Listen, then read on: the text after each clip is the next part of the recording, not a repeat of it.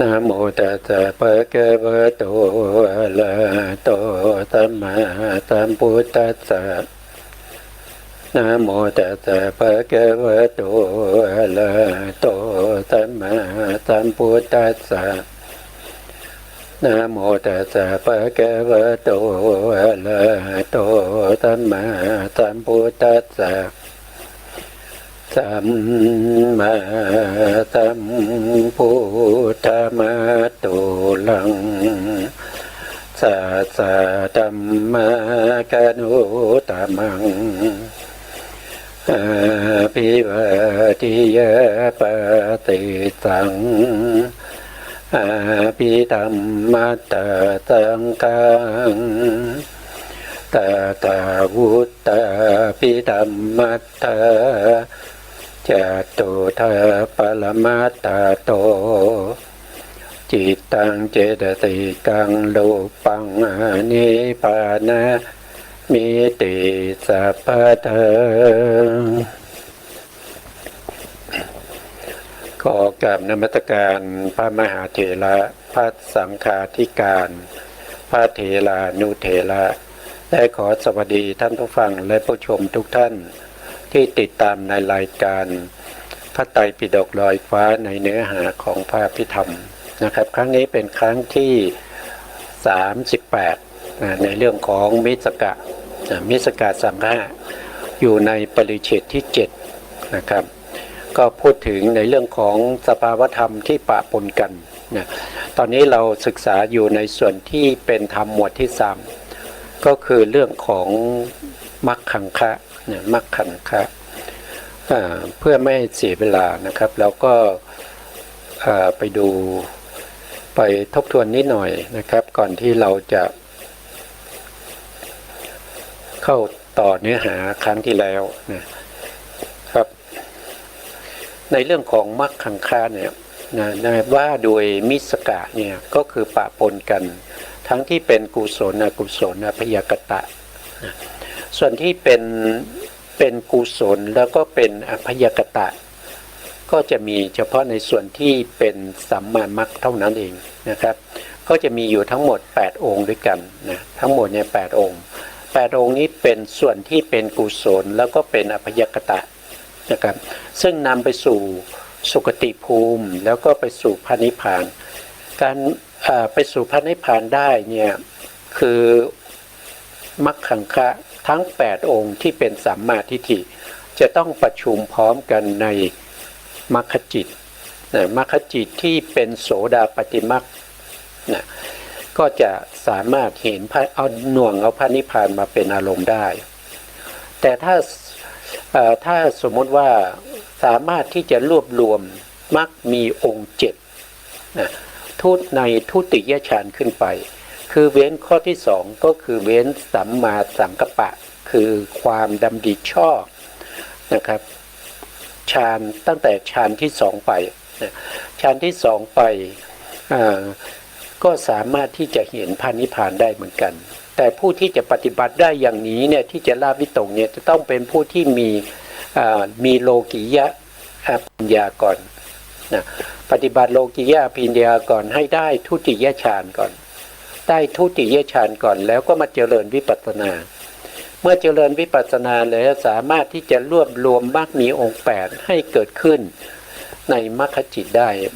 มรรคจิตดวงนั้นจะจัดอยู่ในประเภทที่เป็นทุติยฌานนะครับเป็นทุติยฌานซึ่งละตัวสัมมาสังกัปปะไปก็คือตัววิตกละตัววิตกไปขึ้นชั้น2นะครับอันนี้เป็นรายละเอียดที่เราผู้ปฏิบัติก็ควรจะต้องรู้นะครับควรจะต้องรู้เพราะว่าผู้ปฏิบัติเนี่ยก็มีอัธยาศัยกันมากมายนะมีอัธยาศัยมีอุปนิสัยมีการสะสมในเรื่องของบารมีในเรื่องของบุญที่เราเคยทำมาแต่ในอดีตไม่เหมือนกันนะไม่เหมือนกันนะเพราะฉะนั้นก็แต่ละท่านก็จะแตกต่างกันไปนะซึ่งรายละเอียดเรื่องของมรรคจิตเนี่ยมันก็จะมีถ้าว่าโดยพิสดารเนี่ยมันมีเยอะนะมันมีเยอะมันไม่ใช่มันก็ไม่ได้ ไม่ใช่ว่าจะมีแค่นี้นะครับเนี่ยมันไม่ใช่ว่าจะมีแค่นี้ไม่ใช่เฉพาะว่าจะมีมรรคแค่20นะมีมรรคแค่20เนี่ยมีผลแค่20มันไม่ใช่อย่างนั้นนะมันไม่ใช่อย่างนั้นนะครับมันรวมไปถึงเรื่องของการที่เราจะได้มรรคเนี่ยด้วยวิธีไหนนะครับอย่างเช่นบางท่านเนี่ยปฏิบัติด้วยความยากลำบากนะครับกว่าจะได้มรรคมาเนี่ยไม่ใช่ปฏิบัติง่ายๆนะครับปฏิบัติด้วยความลำบากนะครับในไม่ว่าจะเป็นทางกายทางใจเนี่ยได้รับความทุกข์มากมายแล้วก็สำเร็จช้าด้วยนะครับเขาเรียกว่าเป็นทุกขาปฏิปทาคันธาพิญญาอย่างเงี้ยก็จะได้ผลช้าด้วยปฏิบัติลำบากด้วยนะครับแต่บางท่านนี้ก็จะแตกต่างไปนะครับก็จะเป็นบุคคลที่ปฏิบัติยากลำบากแต่ก็ได้ผลเร็วนะครับนั่นก็จะเรียกว่าเป็นทุกขาปฏิปทาขีปาพิญญาอย่างเงี้ยมันก็จะแตกต่างกันไปจะได้ระดับไหนจะเป็นชั้น1ชั้น2ชั้น3หรือชั้น5นั้นก็ขึ้นอยู่กับในขณะที่เราเจริญสมาธิหรือสมถะนะครับได้ระดับไหนแล้วก็มาเจริญวิปัสสนาก็ด้วยความลำบากยากเย็นเข็ญใจกว่าจะได้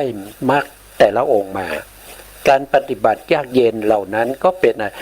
นเราก็จะเรียกเขาว่าเป็นประเภทที่เป็นทุกขา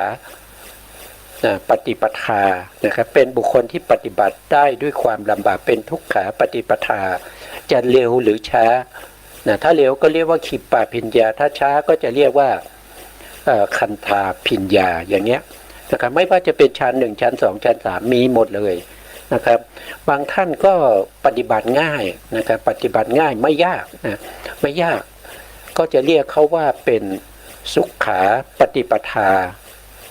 คันธาพิญญาปฏิบัติด้วยความสุขแต่ก็สำเร็จช้าเรียกว่าเป็นคันธาพิญญาแต่ถ้าปฏิบัติด้วยความสุขแล้วก็ได้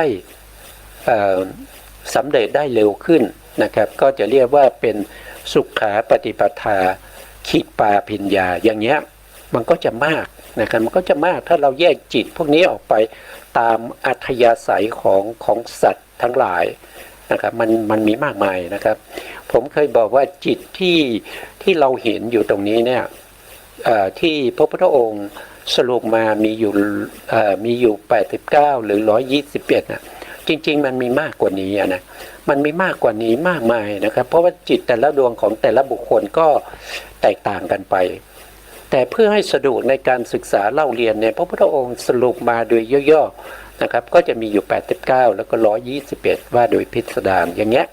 นะแต่ถ้าเราเจาะลงไปเนี่ยมันก็จะเห็นว่าโอ้มันไม่ใช่อย่างนั้นมันมีเยอะมากรายละเอียดเนี่ยมันเยอะนะครับนะถ้าเราจะเรียนจริงๆเนี่ยเราไปเรียนในมหาประธานเนี่ยเราจะเข้าใจในเรื่องของ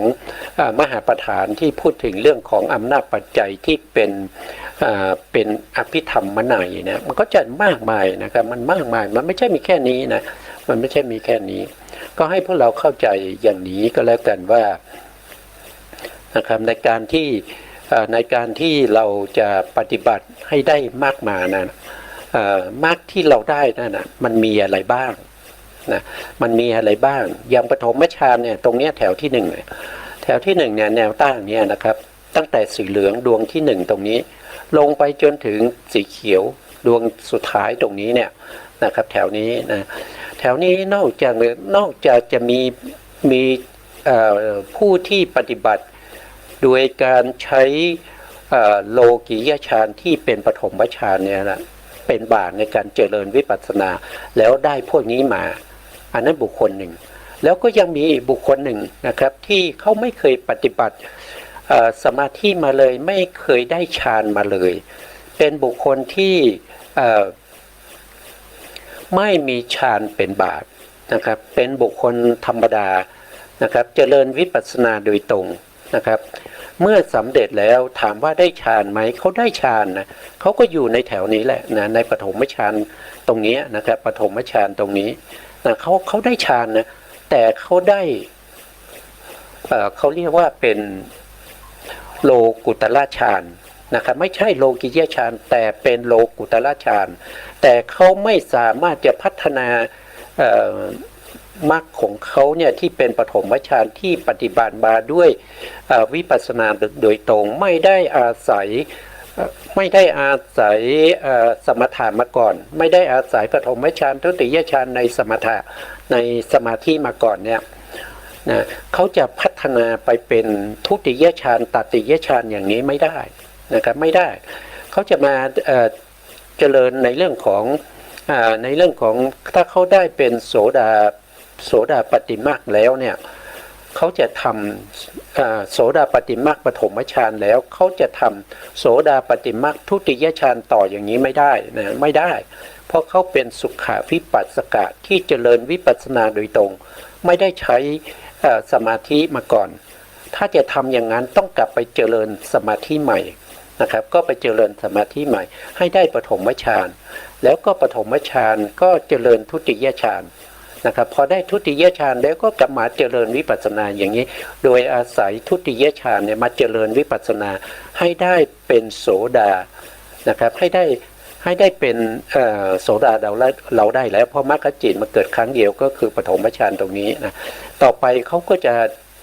ใช้ทุติยฌานเนี่ยมาเจริญวิปัสสนาต่อเพื่อจะให้ได้มาซึ่งทุติยฌานที่เป็นสกัทคามีดวงนี้นะดวงนี้อย่างนี้ก็พอทำได้นะครับพอทำได้แต่ต้องกลับไปเจริญสมาธิทำฌานให้เกิดขึ้นก่อนให้ได้ทุติยฌานก่อนแล้วก็เอาทุติยฌานนะมาเจริญวิปัสสนาอีกทีหนึ่งนะครับก็จะเป็นลักษณะอย่างนี้มันมีรายละเอียดก็จะเยอะอยู่นะครับแต่ที่เราพูดถึงตรงนี้เนี่ยเราพูดถึงตัวองค์ธรรมนะเราพูดถึงตัวองค์ธรรมนะครับมรรคขันธ์นี่คือพูดถึงองค์ธรรมที่ประกอบอยู่ในมรรคจิตแล้วองค์ธรรมเหล่านี้เป็นตัวมรรคนะครับตัวมรรคแปลว่าหนทางนะครับองค์ธรรมเหล่านี้เป็นหนทางนำเราไปสู่ถ้าเป็นองค์8นี่ก็ไปสู่นิพพานนะครับพร้อมกันในองค์8หรือองค์7ในทุติยฌานขึ้นไปนะแต่ถ้าเป็นองค์5นะครับองค์5ก็ไปสู่สุคตินะครับก็ไปเกิดเป็นเทวดาอย่างนี้นะไปเกิดเป็นเทวดานะองค์5นี่มีอะไรบ้างนะครับทีนี้เราก็มาดูว่าถ้าเป็นองค์5เนี่ยจะมีอะไรบ้างอย่างเช่นมหากุศลเนี่ยมหากุศลเนี่ยก็เป็นบาตรเป็นหนทางเหมือนกันนะครับก็ประกอบด้วยสัมมาทิฏฐินะครับก็มีในมหากุศลใน4ดวงข้างหน้านี้นะมหากุศลที่เป็นญาณสัมปยุตต้องมีสัมมาทิฏฐินะครับก็คือ4ดวงนี้นะสัมมาสังกัปปะมีไหมก็ต้องมีนะครับมีใน4ดวงนี้นะแล้วก็สัมมาวาจามีไหมสัมมาวาจามีได้ถ้าสัมมาวาจามีแล้วสัมมากัมมันตะสัมมาอาชีวะมีไม่ได้เพราะว่า3ดวงนี้จะเข้าพร้อมกันในมรรคจิตเข้าพร้อมกันในโลกิยจิตไม่ได้เพราะว่ามหากุศลเป็นโลกิยะนะ3ดวงนี้ถ้าจะเข้าได้แค่ดวงเดียวนะครับอย่างเช่นสัมมาวาจาเกิดเนี่ยสัมมากัมมันตะสัมมาอาชีวะเข้าไม่ได้เพราะเป็นโลกิยะใช่ไหมครับถ้าไม่เกิดก็ได้นะถ้าไม่เกิดเลยสัมมาวาจาก็ไม่มีสัมมากัมมันตะก็ไม่มีสัมมาอาชีวะก็ไม่มีได้นะครับเพราะว่าเขาไม่ได้มีอารมณ์ที่เป็นมิตรภาพวัตถุให้เขาต้องเว้นอะไรจะสัมมาวาจาสัมมากัมมันตะสัมมาอาชีวะนะเขาก็ไม่มีเพราะว่าเขาไม่มีเหตุให้เขาเนี่ยจะต้องเว้นคือละเว้นจากการพูดเท็จอย่างเงี้ยสัมมาวาจาก็จะเกิดละเว้นจากการงานที่เป็นมิจฉากัมมันตะนะครับก็คือมีการฆ่าสัตว์มีการอะไรพวกนี้นะครับก็ไม่มี ไม่มีมิตรภาพวัตถุให้เขาเว้นสัมมากัมมันตะก็ไม่เกิดสัมมาอาชีวะก็เช่นเดียวกันไม่มีเหตุปัจจัยให้เขาต้องเว้นสิ่งที่เป็นไปในสัมมาวาจาทั้งสี่เป็นไปในสัมมากัมมันตะทั้งสี่แต่เกี่ยวข้องกับอาชีพนะเกี่ยวข้องกับอาชีพให้เขาเว้นไม่มีเขาก็จะไม่เกิดนะครับเพราะฉะนั้นถ้าไม่เกิดก็ไม่สามดวงนี้ก็ไม่เกิดใช่ไหมครับถ้าเกิดก็เกิดได้ทีละหนึ่งดวงอย่างเช่นสัมมาวาจาเกิดสัมมากัมมันตะสัมมาอาชีวะไม่เกิดถ้าสัมมากัมมันตะเกิดสัมมาวาจาสัมมาอาชีวะก็ไม่เกิดสัมมาอาชีวะเกิดสัมมาวาจาสัมมากัมมันตะก็ไม่เกิดทำไมเป็นอย่างนั้นเขาเป็นนานากถาจินะครับก็คือเกิดไม่พร้อมกันหรือบางครั้งก็ไม่เกิดเพราะว่าขึ้นอยู่กับอารมณ์ขึ้นอยู่กับการวิรัติในเรื่องของศีลนะครับคือการงดเว้นจากมิจฉาวาจานะครับสัมมาวาจาก็จะเกิดใช่ไหมถ้าไม่มีเหตุที่ทำให้งดเว้นจากมิจฉาวาจาสัมมาวาจาก็ไม่เกิดเนี่ยมันก็จะเป็นอย่างนี้นะครับเขาเกิดได้มากดูที่เขาเกิดได้มากที่สุดนะครับเขาเกิดได้มากที่สุดก็มีสัมมาทิฏฐิสัมมาสังกัปปะหรือว่าสัมมาวาจานะครับแล้วก็ไปสัมมาสมาธิสัมมาสติแล้วก็โทษทีอันนี้สัมมาวายามะไม่ใช่สัมมาสมาธินะสัมมาวายามะสัมมาสติแล้วก็สัมมาสมาธิเพราะยังเกิดได้อย่างมากเนี่ยในโลกิยจิตที่เป็นมหากุศลเนี่ยเขาเกิดได้แค่สูงสุด6นะครับองค์6เท่านั้นไม่ถึง7นะไม่ถึง7ก็ไม่มีสิทธิ์ที่จะมีนิพพานเป็นอารมณ์นะครับในวิถีนี้นะครับในวิถีที่มีโลกิยจิตที่เป็นมหากุศลเนี่ยเป็นบาทเนี่ยนะครับไม่สามารถที่จะเห็นนิพพานได้นะครับเพราะว่ามรรคประชุมกันไม่ถึงองค์8นะแต่บางครั้งก็สัมมาวาจาสัมมากัมมันตะสัมมาอาชีวะไม่เกิดเลยนะครับก็จะเหลือเท่าไหร่ก็จะเหลือองค์5นะครับก็จะเหลือองค์5ก็คือสัมมาทิฏฐิสัมมาสังกัปปะนะสัมมาวายามะสัมมาสติสัมมาสมาธิบางครั้งก็เหลือแค่5โดยส่วนมากนี้ก็จะเหลือแค่5เท่านั้นเองนะครับ6เนี่ยนานๆทีนะครับก็ไม่ค่อยมีนะครับไม่ค่อยมีนี่ก็เป็นทางที่ไปสู่สุคติภูมินะสุคติภูมิแต่ถ้ามีองค์7นะครับมีองค์7เนี่ยต้องละเฉพาะตัวนี้นะตัวนี้คือสัมมาสังกัปปะเท่านั้นนะจะเป็นละสัมมาวาจาหรือละสัมมากัมมันตะหรือละสัมมาอาชีวะไม่ได้นะครับเพราะว่ามรรคมีองค์7เนี่ยเขาเกิดในมรรคจิตนะเกิดในมรรคจิตนะเกิดในมรรคจิตแล้วก็ต้องเป็นทุติยฌานขึ้นไปนะทุติยฌานขึ้นไปในทุติยฌานเนี่ยจะต้องมีสัมมาสมาธิสัมมาวาจาสัมมากัมมันตะสัมมาอาชีวะสัมมาวายามะสัมมาสติสัมมาสมาธิเกิดในทุติยฌานในมรรคจิตนะครับได้นะแต่ถ้าเป็นปฐมฌานในมรรคจิตก็ต้องเข้าทั้ง8องค์นะครับต้อง8องค์นะครับต้อง8องค์จะเป็น7ไม่ได้นะต้องเป็น8นะต้องเป็น8อันนี้นำไปสู่พระนิพพานนำไปสู่พระนิพพานนะครับแตกต่างกันนะครับไปสู่สุคติกับพระนิพพานไม่เหมือนกันนะครับไม่เหมือนกันนะทีนี้ไปสู่ในส่วนที่เป็นทุกขติในส่วนที่เป็นทุกขติเนี่ยก็จะมี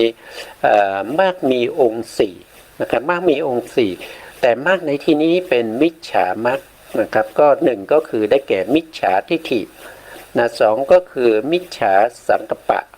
3ก็คือมิจฉาวายามะ4ก็คือมิจฉาสมาธินะเกิดในจิตดวงไหนนะถ้าให้เกิดทั้ง4เลยที่เป็นมิจฉาเป็นมิจฉาคือเป็นหนทางที่ผิดนะครับก็คือมิจฉามรรคนั่นเองนะครับ4ดวงนะครับ4ดวงนี้ก็สามารถเกิดในโลภะมูลจิตประเภทที่เป็นทิฏฐิคตะสัมปยุต 4 ดวงข้างหน้านี้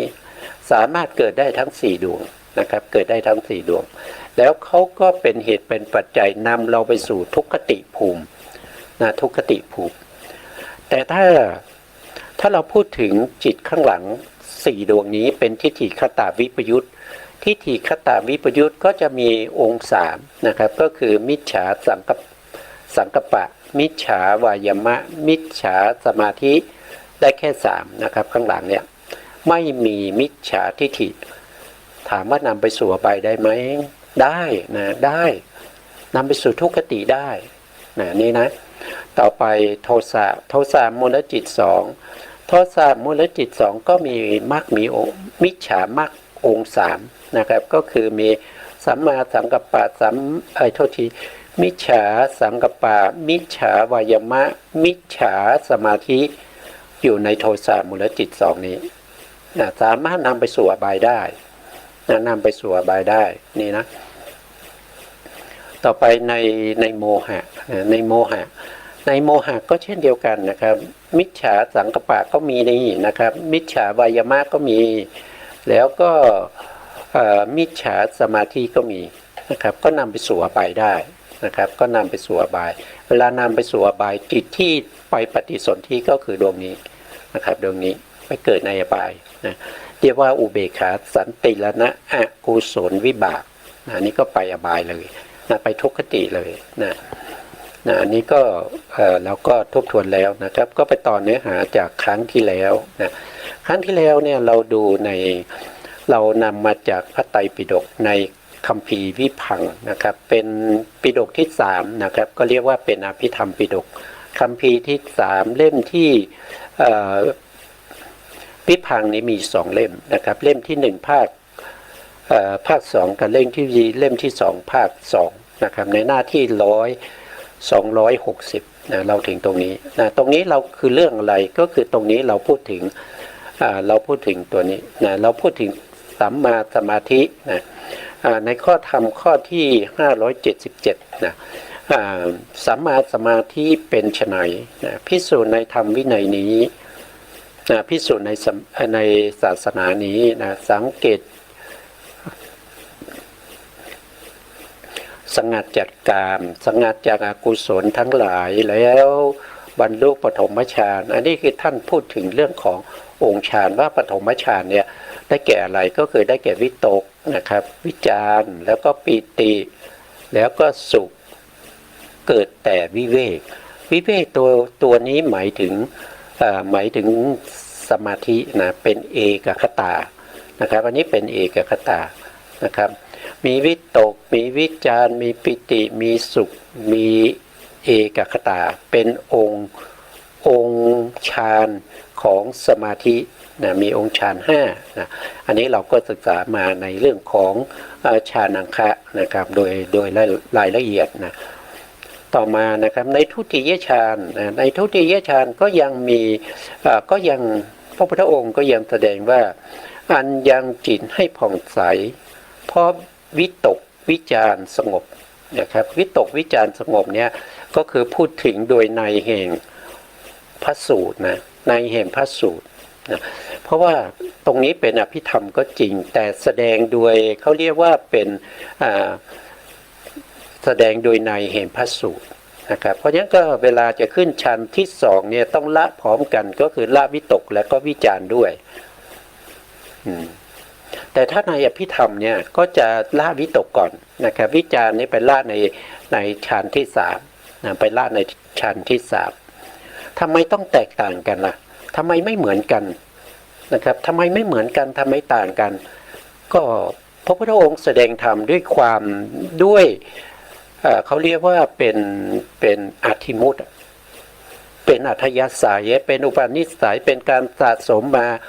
เป็นบุคคลที่แตกต่างกันนะครับเป็นบุคคลที่แตกต่างกันโดยเรื่องของนามธรรมนะครับอย่างเช่นผู้ที่เกิดเป็นมนุษย์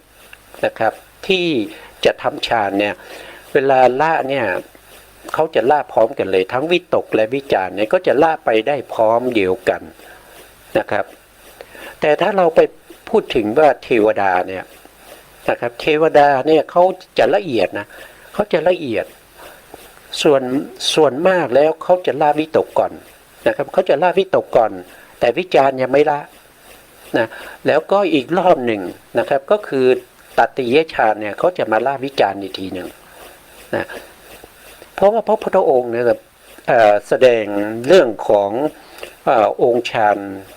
นะครับที่ละไปทีละองค์เนี่ย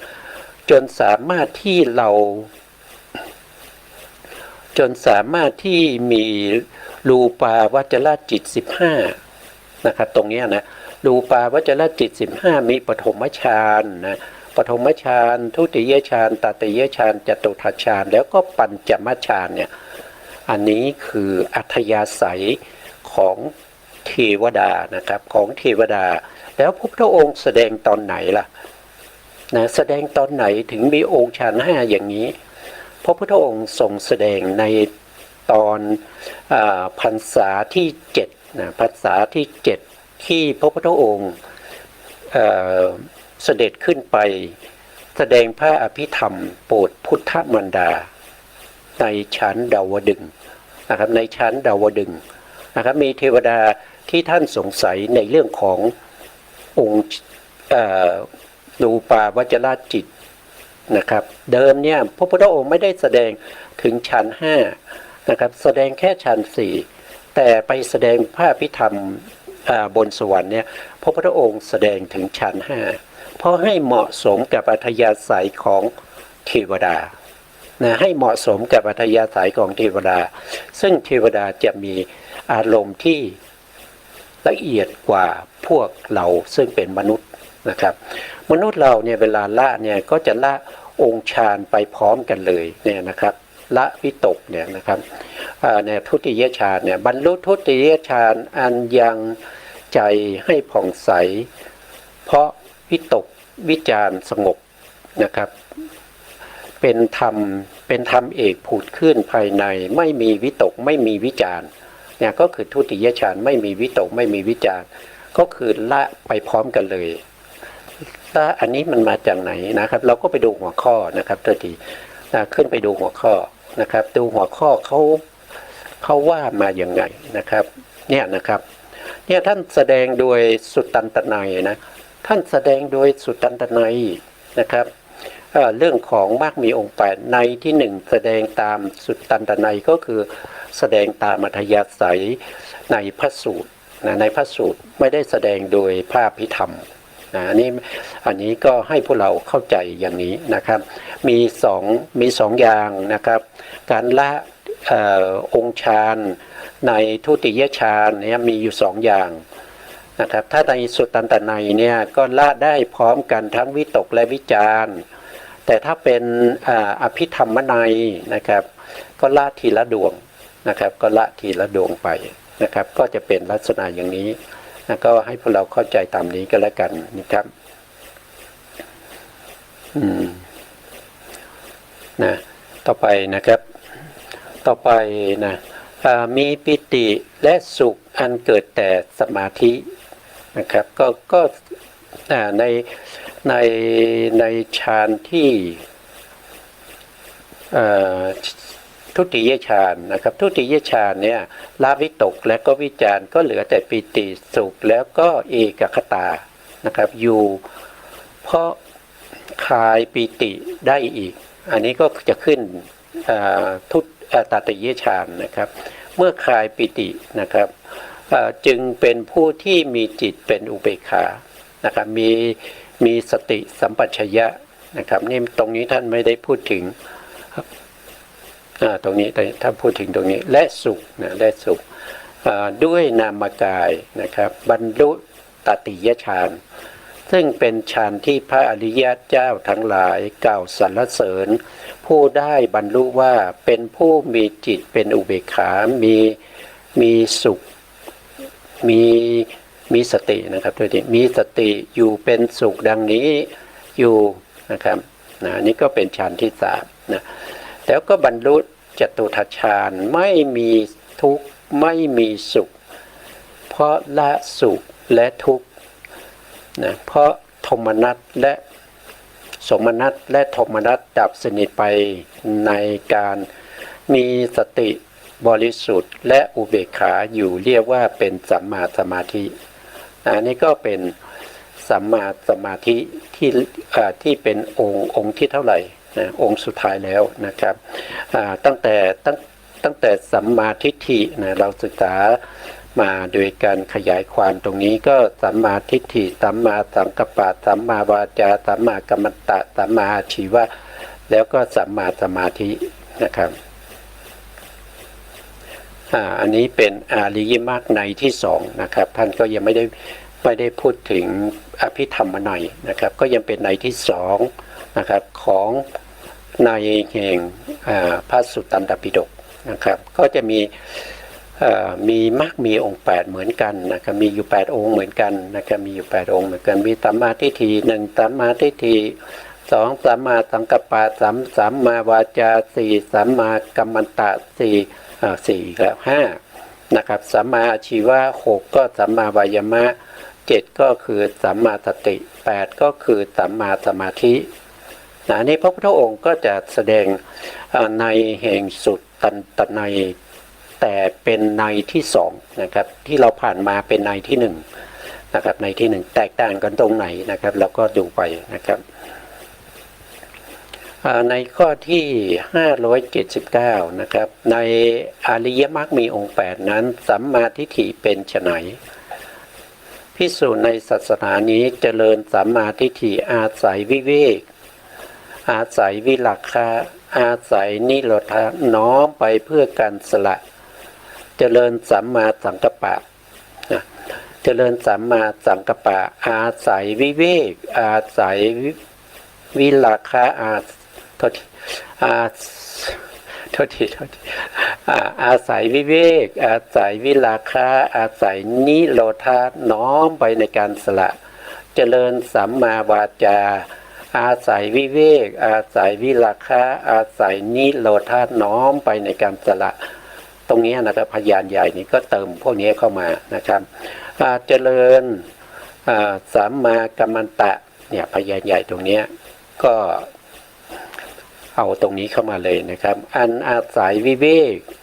อาศัยวิราคะอาศัยนิโรธาน้อมไปเพื่อการสละนะแล้วก็เจริญสัมมาอาชีวะอันอาศัยวิเวกอาศัยวิราคะอาศัยนิโรธาน้อมไปเพื่อการสละเนี่ยก็เติมลงมาตรงนี้นะแล้วก็เจริญสัมมาวายามะนะอาศัยวิเวกอาศัยวิราคะอาศัยนิโรธาน้อมไปในการสละเจริญสัมมาสติอาศัยวิเวกอาศัยวิราคะอาศัยนิโรธาน้อมไปเพื่อการสละนะแล้วก็เจริญ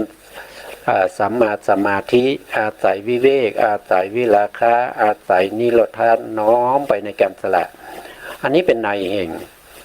สุตตันตนัยนะครับท่านก็พูดถึงว่าคนภิกษุในศาสนานี้นะครับเวลาเจริญสัมมาสมาธิเนี่ยตามที่เราศึกษามาในที่หนึ่งนะครับพระพุทธองค์ก็ทรงแสดงในที่หนึ่งในเรื่องของอริยสัจสี่ผู้ที่เจริญสัมมาสมาธินี่ต้องอาศัยอริยสัจสี่คือจะต้องรู้ในเรื่องของทุกข์ใช่ไหมครับอะไรคือทุกข์อะไรคือทุกข์นะครับต้องรู้เป็นสัจญาณก่อนนะครับว่าทุกข์คืออะไรนะครับทุกข์ก็มีทั้งที่เป็นสามัญนะครับแล้วก็ทั้งที่เป็นอริยสัจอย่างเงี้ยนะครับถ้าว่าโดยองค์ธรรมเนี่ยก็คือได้แก่โลกียจิต81เจตสิก51เว้นโลภะแล้วก็รูป28พวกนี้เป็นองค์ธรรมของทุกขสัจเนี่ยเราต้องรู้อย่างนี้นะครับเรารู้อย่างนี้ก็แสดงว่าเราเจริญสัมมาสมาธิแต่การที่เราเจริญสัมมาสมาธิเนี่ยเราไม่ใช่ไปเจริญในที่มีคนจอแจเดินไปเดินมาสนทนากันนะอย่างเช่นไปเจริญสัมมาสมาธิในโรงภาพยนตร์ได้ไหมนะไปเจริญสัมมาสมาธิในห้างสรรพสินค้าได้ไหมไม่ได้นะครับแล้วก็ไปเจริญสัมมาสมาธิอยู่บริเวณที่มีคนพลุกพล่านไม่ได้ ต้องไปอาศัยวิเวกก็คืออาศัยความสงบนะครับความสงบนะนอกอาศัยความสงบเนี่ยการที่เราเจริญสัมมาสมาธิก็จะทำให้เราเนี่ยมีสัมมาสมาธิที่ก้าวหน้าขึ้นไปเรื่อยๆนะครับสามารถที่จะเห็นทุกข์ได้ชัดเจนนะครับเห็นทุกข์ได้ชัดเจนอะไรเป็นทุกข์นะอย่างเงี้ยเราก็จะเห็นได้ชัดเจนอย่างปกติเนี่ยเราไม่สามารถที่เราเห็นทุกข์ปัจจุบันเนี่ยเราเห็นเฉพาะทุกข์ที่มันเป็นทุกขทุกข์ใช่ไหมครับมันเป็นทุกขทุกข์ก็คือถูกทำร้ายร่างกายถูกตบถูกตีอย่างเงี้ยนะครับอย่างนี้เป็นทุกขทุกข์นะครับแต่จิตที่เราเกิดขึ้นเนี่ยที่เรามีความอยากเนี่ยนะครับเรามีความอยากได้รถยนต์สักคันหนึ่งหรือว่าได้มอเตอร์ไซค์สักคันหนึ่งนะครับอย่างเงี้ยถ้าเรามีความอยากใช่ไหมครับไอ้ตัวความอยากที่เป็นโลภะนั้นมันเป็นสมุทัยเราไม่พูดถึงแต่ตัวจิตนะจิตที่โลภะมาอาศัยเกิดเนี่ยตัวจิตนั้นที่เรียกว่าเป็นโลภะมูลจิตนั่นมันเป็นทุกขสัตว์ใช่ไหมมันเป็นทุกขสัตว์แล้วก็เจตสิกอื่นๆที่ประกอบอยู่ในจิตนั้นยกเว้นเฉพาะโลภะดวงเดียวเท่านั้นมันคือทุกขสัตว์มันคือทุกขสัตว์นะอย่างเช่นเราดูแผนภูมิเรามาดูตรงนี้เนี่ยเราอยากได้อะไรเราอยากได้รถยนต์นะครับอยากได้รถยนต์อยากได้มอเตอร์ไซค์อยากได้บ้านนะครับอยากมีแฟนสวยๆอย่างเงี้ยนั่นมันคืออะไรก็คือโลภะไงโลภะในที่นี้ประกอบด้วยความเห็นผิดไหมไม่ได้ประกอบก็เป็นโลภะประเภทที่เป็นทิฏฐิคตวิปยุตดวงใดดวงหนึ่งเกิดขึ้นมีความอยากได้รถยนต์หรือว่าอยากได้มอเตอร์ไซค์แต่ในนี้มันมีเจตสิกประกอบนะครับสูงสุดในเท่าไหร่21นะสูงสุด21น้อยที่สุดก็คือ18นะครับเอาน้อยที่สุดดีกว่านะครับ18ตรงนี้นะครับมีเจตสิกอะไรบ้างประกอบอยู่นะเราก็ดูนะครับว่าตรงนี้เป็นอุเบกขานะครับเป็นอุเบกขาในเจตสิกที่เป็นสัพพจิตตสาธารณเจตสิกทั้ง7เนี่ยเกิดได้แล้ว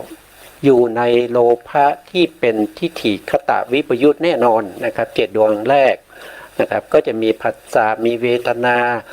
มีสัญญามีเจตนามีเอกคตามีชีวิตินทรีย์มนสิการอะไรพวกนี้นะก็อยู่ในนี้ด้วยนะครับทีนี้ในส่วนที่เป็นปกิณกเจตสิกวิตกมีไหมวิตกมีนะครับวิตกอยู่ในนี้ด้วยวิจารมีไหมวิจารก็มีนะครับแล้วก็อธิโมกมีไหมอธิโมกมีนะครับวิริยะมีไหมวิริยะก็มีปิติมีไหมปิติมีไม่ได้ปิตินี้จะเกิดขึ้นกับจิตที่เป็นสมนัตเท่านั้น แต่จิตดวงนี้เขาเป็นอุเบกขาเพราะฉะนั้นปิติไม่เกิดนะครับก็เว้นไปนะฉันทะมีไหมก็มีนะครับเพราะฉะนั้นรวมแล้วในโลภะมูลจิตดวงที่7เนี่ยที่เป็นอุเบกขาเนี่ยมีอัญญสมานะเจตสิกประกอบอยู่12ดวงเว้นปิตินะเว้นปิติตอนนี้เราได้มา12แล้วนะเราได้มา12แล้วนะผมลดลงนิดนึงน่าจะเห็นเยอะนะขอลดลงนิดนึงนะครับดวงนี้นะครับจำได้ไหมดวงนี้นะดวงนี้นะครับเป็นอุเบกขานะครับชื่อเขาก็คืออุเบกขาสาสาคาตังทิฏฐิคตาวิปยุตตังอสังขาริกังนะครับก็คือจิตที่เกิดขึ้นโดยไม่มีการชักชวนพร้อมด้วยความเฉยๆไม่ประกอบด้วยความเห็นผิดนะจิตดวงนี้นะเราได้มา12แล้วนะครับต่อไปโมหะนะโมหะ4ดวงที่เป็นเขาเรียกว่าเป็นโมจตุกะนะครับโมจตุกะนี้จะเกิดกับจิตทุกดวงเลยแล้วก็จะเข้า4เลยนะครับเพราะฉะนั้นตรงนี้ก็มีอัญญสมานะเจตสิก13บวกกับโมจตุกะ4นะ13บวก4ก็เป็น17นะครับเป็น17นะเป็น17แล้วก็มีโลภะอีก1ดวงนะครับมีโลภะอีก1ดวงก็เป็น18นะครับโล18นะทิฏฐิเกิดไม่ได้นะครับทิฏฐิเกิดไม่ได้แล้วก็ มานะก็เกิดไม่ได้ด้วย เพราะในขณะนั้นเราอยากได้รถยนต์อยากได้มอเตอร์ไซค์อยากมีบ้านอยากมีแฟนสวยๆนะครับไม่ได้เกี่ยวกับว่าเราเป็นนั่นเป็นนี่นะครับไม่มีการเปรียบเทียบนะครับเราเป็นผู้จัดการเขาเป็นพนักงานอย่างเงี้ยมานะเกิดนะครับแต่นี่ไม่ใช่การเปรียบเทียบนะเพราะฉะนั้นมานะเกิดไม่ได้โทสะสี่ก็เกิดไม่ได้แล้วก็ถีนามิทะก็เกิดไม่ได้เพราะเขาเป็นอสังขาริกไม่ใช่จิตที่เป็นสังขาริกแล้วก็ไม่ใช่จิตที่ประกอบด้วยวิจิกิจฉาคือลังเลสงสัยนะครับเพราะฉะนั้นเราก็จะเห็นว่าเขามีเจตสิกประกอบอยู่18ดวงใน18ดวงนั้นมีโลภะด้วยนะครับเราก็เว้นโลภะออกมานะครับเราก็เว้นโลภะออกมาเพราะโลภะนี่เป็นสมุทัยสัตว์ใช่ไหมครับสมุทัยสัตว์แล้วก็เจตสิกที่เหลืออยู่17ดวงแล้วก็จิตอีกหนึ่งนะครับจิตอีกหนึ่งแล้วเจตสิก17ดวงนั้นเป็นทุกขสัตว์นะครับเป็นทุกขสัตว์เนี่ยครับเราก็เจริญสัมมาทิฏฐิได้แต่การที่เราจะเจริญสัมมาทิฏฐิแบบนี้เนี่ยจะต้องอาศัยวิเวกที่สงบไม่ใช่ที่วุ่นวายไม่ใช่ที่เขาไม่ใช่ที่เป็นลงมโหรสพนะครับไม่ใช่อย่างนั้นต้องอาศัยวิเวกและอาศัยวิราคะนะวิราคะนี้ก็คือวิราคะก็คือการสิ้นราคะนะครับสิ้นราคะนะครับก็คือการที่เราเจริญอย่างนั้นไปนานๆเนี่ยมันจะทำให้เราเกิดการเบื่อหน่ายใช่ไหมครับเกิดการเบื่อหน่ายเกิดเมื่อเบื่อหน่ายแล้วก็จะคลายกำหนัดคลายกำหนัดก็คือคลายราคะพวกนี้ออกไปนะครับก็คือไม่มีราคะแล้วเราก็จะถึงนิโรธก็คือจะเห็นถึงสภาวะธรรมที่มันดับไปนะครับนิโรธคือดับไปคือทำพวกนี้เนี่ยมันไม่ได้ตั้งอยู่นานมันเกิดขึ้นแล้วมันก็ดับไปอย่างเงี้ยมันก็เกิดขึ้นแล้วก็ดับไปไม่ได้ตั้งอยู่นานตามสภาวะของเขาก็จะเป็นอย่างนี้เราก็เจริญสัมมาทิฏฐินะครับสัมมาสังกัปปะสัมมาสังกัปปะก็คือมีความพยายามมีความตึกในการออกจากกามตึกอยู่ในเรื่องของเนคขมะตึกอยู่ในเรื่องของอวิหิงสาตึกอยู่ในเรื่องของอภยบาทอย่างเงี้ยนะครับก็ไปตึกที่ไหนนะครับไปนึกคิดที่ไหนก็ต้องที่มีความสงบนะครับที่สามารถที่จะน้อมจิตของเราไปสู่วิราคะได้นะครับน้อมไปสู่การเรียนรู้ในเรื่องของนิโรธะวิราคะนิโรธะไปได้นะครับไม่ใช่ไปอยู่ที่ไม่สัพพยะไม่สะดวกในการจะเจริญเรื่องของมรรคมีองค์8นะครับนะก็เช่นเดียวกันกับสัมมาวาจาสัมมาวาจาก็ต้องไปก็สัมมาวาจานี้จะเจริญยากนิดหนึ่งเพราะว่าสัมมาวาจาจะต้องมีมิตรภาพวัตถุนะครับคือจะต้องมีบุคคลที่เป็นเหตุเป็นปัจจัยให้เรากล่าวคำมุสานะเขาทำให้เราเนี่ยต้องกล่าวมุสาทุกครั้งที่พบกันนะครับแต่ครั้งนี้เขามาแล้วก็เขาก็พยายามทำให้เราเนี่ยกล่าวคำมุสาแต่เราไม่กล่าวนะครับเราไม่กล่าวเราเว้นจากโดยอัธยาศัยโดยความเคยชินโดยสันดานหรือวาสนาของเราเนี่ยเราจะกล่าวมิจฉาวาจาแต่งวดนี้เราลึกได้ว่าโอ้เราเจริญมากมีองค์8นะตอนนี้เนี่ยเพราะฉะนั้นเรา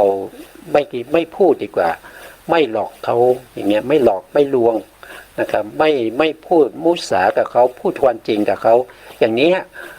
สัมมาวาจาเกิดแล้วนะครับสัมมาวาจาเกิดแล้วในจิตของเราเนี่ยมันก็จะเป็นลักษณะแบบนี้นะแล้วก็สัมมากัมมันตะก็เช่นเดียวกันสัมมากัมมันตะก็คือเรื่องของการเว้นจากการงานที่เป็นมิจฉานะครับการงานที่เป็นมิจฉาที่มันมิจฉาเนี่ยก็ถ้าว่าโดยก็คืออย่างเช่นการฆ่าสัตว์อย่างเงี้ยนะครับการฆ่าสัตว์การลักทรัพย์การประพฤติผิดในการดื่มสุราอะไรพวกนี้ นะครับก็เป็นมิจฉากรรมันตะนะครับเบียดเบียนสัตว์อย่างเงี้ยนะแล้วมีเหตุมีปัจจัยทำให้เราเว้นจากการกระทำการปาณาติบาตนะครับเบียดเบียนสัตว์อย่างเงี้ยลักทรัพย์อย่างเงี้ยเราเว้นนะเรานึกถึงว่าเราต้องมีศีลอย่างเงี้ยแล้วก็เว้นจากสิ่งพวกนี้สัมมากัมมันตะก็จะเกิดขึ้นนะแล้วในการเจริญเรื่องของอาชีพนะครับสัมมาอาชีวะนี้สัมมาอาชีวะนี้จะต้องเป็นไปในเรื่องของสัมมาวาจาแล้วก็สัมมากัมมันตะนะคือสัมมาอาชีวะเนี่ยต้องเว้นจากวจีทุจริตทั้ง4นะครับที่เกี่ยวกับเรื่องของอาชีพนะต้องเกี่ยวกับอาชีพด้วยนะครับแล้วก็สามารถจะเว้นวาจามิจฉาวาจาทั้ง4ไม่ว่าจะเป็นมุสานะไม่ว่าจะเป็นสอดเสียดไม่ว่าจะเป็นหยาบคายเพ้อเจ้อที่เกี่ยวข้องกับอาชีพเราก็จะต้องเว้นให้ได้นะครับอย่างเช่นยกตัวอย่างนะครับอย่างเช่นเข้ามาซื้อของเนี่ยเราเป็นพ่อค้าเขามาถามซื้อเขาก็เราติดราคาไว้ของสิ่งนี้20 บาทนะเขาก็มาขอซื้อเขาก็มาถามว่าผมจะซื้อแก้วน้ำนี้นะแก้วน้ำนี้เท่าไหร่ก็บอกไปว่า20 บาทลดหน่อยได้ไหมไม่ได้ขอเถอะลดให้ผมนิดนึงลดไม่ได้เขาก็บอกว่า18 บาทได้ไหมเราก็บอกว่าโอ้ผมซื้อมาก็19แล้วจะไปขายคุณ18ได้ยังไงจริงๆซื้อมา15เนี่ยมันก็เป็นมิจฉาวาจาไปแล้วที่ประกอบกับอาชีพนะมันก็จะเป็นลักษณะอย่างนี้นะครับเพราะฉะนั้นสัมมาอาชีวะเนี่ยจะต้องตั้งอยู่ในฐานทั้ง7นะของวาจา4ของกัมมันตะอีก3นะครับก็จะเป็น7นะครับเพราะฉะนั้นสัมมาอาชีวะนี่จะต้องอยู่บนฐานของสัมมาวาจาแล้วก็สัมมากัมมันตะอันนี้คืออาชีพนะครับแล้วการที่เราจะประพฤติปฏิบัติให้ได้มาซึ่งสัมมาอาชีวะนี้ก็จะต้องอาศัยวิเวกความสงบอาศัยวิราคะที่เหมาะสมที่เป็นสัพพยะในการเจริญเรื่องของสัมมาอาชีวะแล้วก็น้อมไปในการที่เรื่องของความดับทั้งหลายนะครับว่าสภาวธรรมทั้งหลายมันเป็นไปตามความเป็นจริงมันคือไม่เที่ยงแท้แน่นอนมันก็จะดับไปพังไปเสียไปหมดไปนะครับเกี่ยวกับอะไรเกี่ยวกับถ้าเราพิจารณาในเรื่องของอาชีพแล้วก็เป็นก็ทำยังไงก็ตามนะให้เป็นสัมมาอาชีวะนะครับก็ในชีวิตประจำวันเราเนี่ยแล้วถ้าเราเจอเหตุการณ์ที่เกิดขึ้นเราก็จะสามารถที่จะรู้ได้ว่าสิ่งนี้เป็นสัมมาอาชีพหรือสิ่งนี้เป็นมิจฉาอาชีพเนี่ยเราก็จะรู้นะครับแล้วนอกนั้นยังจะต้องเว้นอาชีพประเภทที่พระพุทธศาสนาเราไม่สนับสนุนให้มีอาชีพนะครับอย่างเช่นอาชีพที่เลี้ยงสัตว์ไว้ให้เขาฆ่าอย่างเงี้ยอาชีพที่ค้ามนุษย์นะครับก็ไม่ควรนะอาชีพที่ค้ายาเสพติดสุราเมลัยทั้งหลายนะแล้วก็อาชีพที่ค้าอาวุธสงครามนะครับก็ไม่ได้แล้วก็อาชีพที่ค้าประเภทยาฆ่าแมลงนะครับก็คืออาจจะไปใช้ในการฆ่าแมลงต่างๆนะครับในพืชสวนไร่นาอย่างเงี้ยเราไม่ทำนะครับเพราะว่าเป็นอาชีพที่ไม่สมควรที่จะทำเพราะเราเป็นชาวพุทธนะครับสิ่งพวกนี้ต้องเว้นนะครับนอกก็จะมีถ้ารายละเอียดก็จะมีเยอะนะครับถ้าภาพภิกษุเนี่ยก็ยิ่งเยอะไปอีกนะครับเรื่องของอาชีพนะบางท่านอาจจะเข้าใจว่าพระภิกษุเนี่ยไม่มีอาชีพมีนะครับพระภิกษุก็มีอาชีพนะการบิณฑบาตโดยการที่เกี่ยวกับเรื่องของใช้ต่างๆนะครับที่เราได้มาแล้วก็ไปแลก กับคฤหัสถ์อย่างนี้ก็ไม่ได้แล้วก็พูดจาบาดล้อมนะครับพูดจารีบเคียงเพื่อให้ได้มาอย่างนี้ก็ไม่ได้นะครับก็มีมากมายนะครับในเรื่องของศีลเนี่ยมีอยู่นะครับก็ไปศึกษาเพิ่มเติมได้นะในเรื่องของพระสุตตันตปิฎกนะครับน่าจะอยู่ในเล่มที่1นะก็ไปดูนะครับไปดูรายละเอียดผมจำไม่ได้นะต่อไปก็เป็นสัมมาวายามะวายามะก็คือความเพียรนะความเพียรนี้ก็ความเพียรนี้ก็มีอยู่3อย่างแต่3อย่างนั้นก็เป็นไปในระดับ3ระดับที่เคยพูดไปนะครับความเพียรก็จะดูได้ในสัมมาประธาน4นะครับสัมมาประธาน4ก็จะมี1ก็คือมีความพยายามในการที่จะละอกุศลที่เกิดขึ้นในใจในความพยายามที่จะละอกุศลที่เกิดขึ้นในใจเนี่ยจะต้องมี3ระดับนะก็จะต้องมีตั้งแต่เขาเรียกว่าเป็นอารัพธาตุอารัพธาตุก็คือเริ่มมีความเพียรเริ่มที่จะละอกุศลนะครับเริ่มที่จะละอกุศลเนี่ยถ้าผู้ปฏิบัติเขาจะรู้นะครับว่าอยู่ตรงไหนไอความเพียรที่เราเรียกว่าเป็นอารักกมธาตุเนี่ยอารักกมธาตุเนี่ยมันอยู่ตรงไหนนะครับแล้วก็หลังจากออกจากความเกียจค้านได้นะครับก็คือเราสามารถที่จะมีวิริยะมีความเพียรที่มั่นคงนะครับตั้งมั่นอันนี้ก็จะเรียกว่าเป็นนิกรรมธาตุนะครับแล้วก็ระดับ3ก็จะเรียกว่าเป็นปาลกรรมธาตุก็คือมีความบักบั่นนะครับไม่ท้อถอยมีความกล้าในการที่จะละอกุศลธรรมทั้งหลายได้นะครับละออกไปเลยนะละได้แล้วนะก็คือต้องใช้ความเพียรนะเมื่อเราละไปแล้วเนี่ยเราก็พยายามต้องป้องกันด้วยไม่ป้องกันไม่ให้อกุศลที่เราละได้แล้วกลับมาเกิดอีกนะแล้วยังไม่พอนะครับเราต้องพยายามให้